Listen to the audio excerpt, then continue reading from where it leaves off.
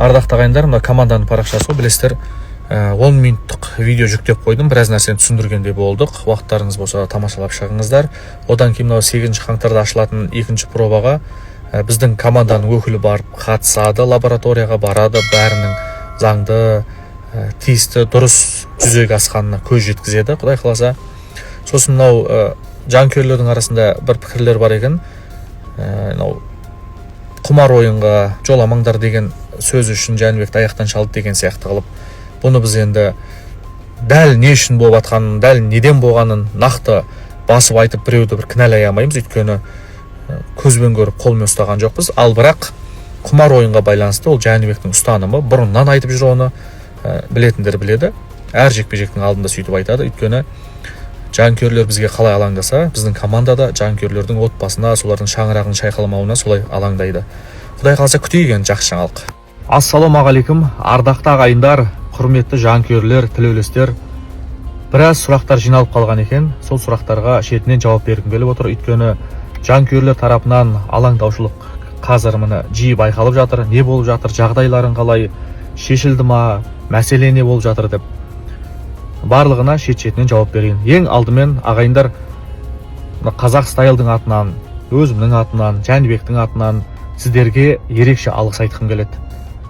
Жат біздің сүрінгенімізге қуанып жатқан кезде, карьерамызға крес қойып жатқан кезде, өз қазағымыз қасымыздан табылып, қолдау білдіріп, тілеулестігін білдіріп, біздің ақ екенімізге сенім білдіріп, кәдімгідей бір еңсемізді көтеріп қойды. Өйткені бізге де оңай болған жоқ, ағайындар. Қаншама қан, қаншама тер, маңдай тер, уақыт деген сияқты. Енді міне биікшінің белесін бағындыруға аз қалып едік. Осындай бір даулы мәселеге тап болдық. Сол елдің қолдауы, елдің пікірі, тілеулестіктері, қаншама спортшылар жылы сөздерін жазды. Кәдімгідей еңсемізді бір көтеріп қойды. Ерекше алғыс айтқым келеді. Бір қазақтың бірлігі, қазақтың бір-бірін қолдауы, бұл бөлек әңгіме, бөлек дүние. Бұл мәселе қалай басталды, қалай болды, түсіндіре кетейін. ВАДА бізден анализ алды. Бірінші анализінде зәрмен қан алды. Сөйтіп барлығы тап-таза деді. Оны өздеріңіз де көрдіңіздер. Жәнібектің суреті әлеуметтік желіде салдық қой, команданың парақшасына. ВАДА келіп анализ алды, барлығы таза деп шығарды, барлығын. Біз таза спортты қолдаймыз деп команданың атынан жаздық. Жәнібек өзі де жазды. Неге? Өйткені біз әрдайым таза спортты қолдаймыз. Біз допингке қарсымыз.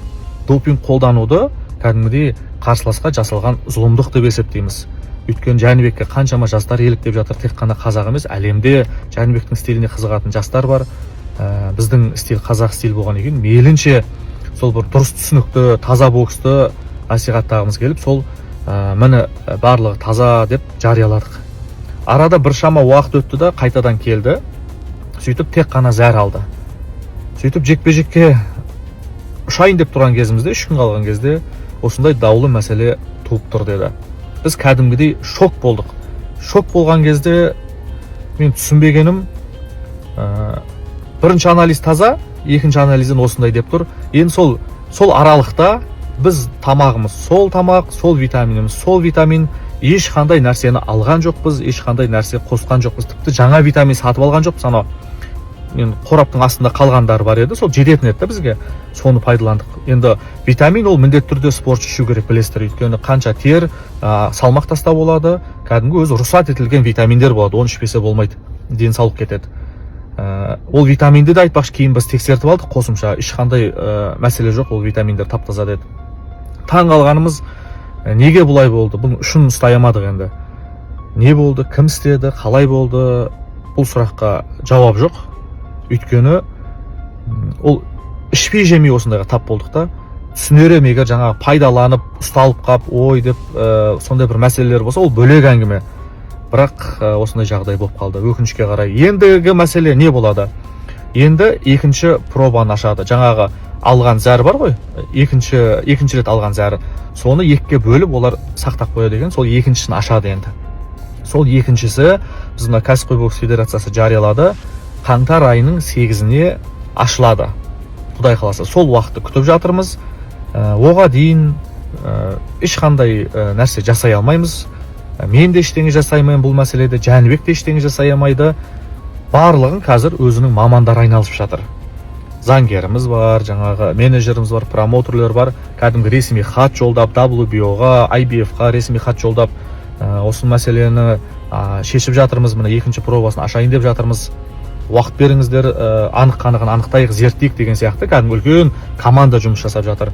Құдай қаласа 8 қаңтар күні ашылады. Енді оның результаты қашан шығатынын сол кезде айтады. Енді бірден шыға ма, 3 күннен кейін шыға ма, оны көре жатармыз.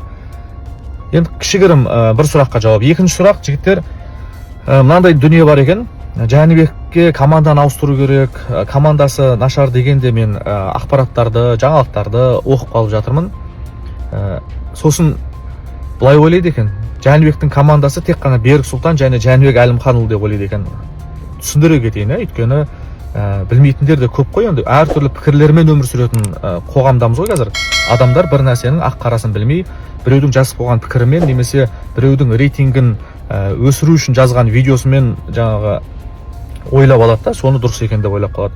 Біздің команда тек қана Берік Сұлтан мен Жәнібек Әлімханұлыдан тұрмайды. Біздің команда өте үлкен. Біздің командада менеджеріміз бар, промоутеріміз бар, матчмейкер бар, видеограф бар, мобилограф бар, пиар менеджер бар, барлық америкалықтар. Катмен бар, тренеріміз бар, 3 тренеріміз бар. Біреуі жаңағы Брайан Вилория болса, одан кейін Джо мен Луис, олар жаңағы күш қуатты арттыратын тренер. Одан кейін Катменді айттым мен. Осындай командадан тұрамыз. Заңгеріміз бар, айтпақшы, докторымыз бар өзіміздің. Енді олар америкалық болғаннан кейін басқа штаттарда, басқа қалаларда болады. Енді біз жұмыс керек кезде олар келіп, жаңа өздерінің жұмыстарын жасайды. Үнемі біздің қасымызда жүре бермейді. Сондықтан оларды кейде видеоға түсіруге, кейде бүйтіп ел жұртқа бүйтіп көрсетуге уақыт болмай жатады. Өйткені үйге барамыз, тренировка келеміз Америкада. Сол экранда Жәнібек екеуміз ғана болғаннан кейін жұрттың бәрі ойлайды екен, командада тек қана мен ғана бармын, және боксшы Жәнібек қана деп. Ондай емес, біз осындай үлкен командамыз, кәдімгі кәсіби командамыз. Одан кейінгі мәселе, бұл да өте маңызды. Осы командамен 2 дүркін әлем чемпионы болдық, 2 тұжырымның чемпионы болдық. Біздің команда өте әлсіз болатын болса, бұндай жетістікке жетпейтін едік. Жәнібек 13-ші жекпе-жекте чемпион болды, 15-ші жекпе-жекте 2 титулды иеленді, өздеріңіз білесіздер. Команда әлсіз болса, мұндай деңгейге жетпейді боксшы. Ол қанша мықты боксшы болса да. Команданың мықтылығының себебінен осындай дүниелер болып жатыр. Содан кейін осы команданың себебінен Эрисланди Ларамен жекпе-жек алынды. Бұл да рингтің ішінде емес, рингтің сыртындағы үлкен жұмыстар. Бұны тек қана мен айналыспаймын, үлкен команда айналысады. Осының да бір түсініп алса деймін да, жанкүйерлер, жанкүйер еместер де бар ғой. Сосын Аллаға шүкір, енді қазір хейтерлер де көбейіп жатыр. Неге десеңіз, кеше бір рейтингтен алып тастады Жәнібекті. Мынау басқа да көршілес мемлекеттердің блогер, ютубер журналистері, спорт сарапшылары деп қойықшы, әртүрлі пікір айтып, Жәнібектің карьерасына крес қойылды, енді ол үйтеді, енді ол бүйтеді деп, соны біздің қазақстандық бұқаралық ақпарат құралдары жарыса жазып, енді деп оған қайғырып жатқандар да бар, қуанып жатқандар да бар дегендей.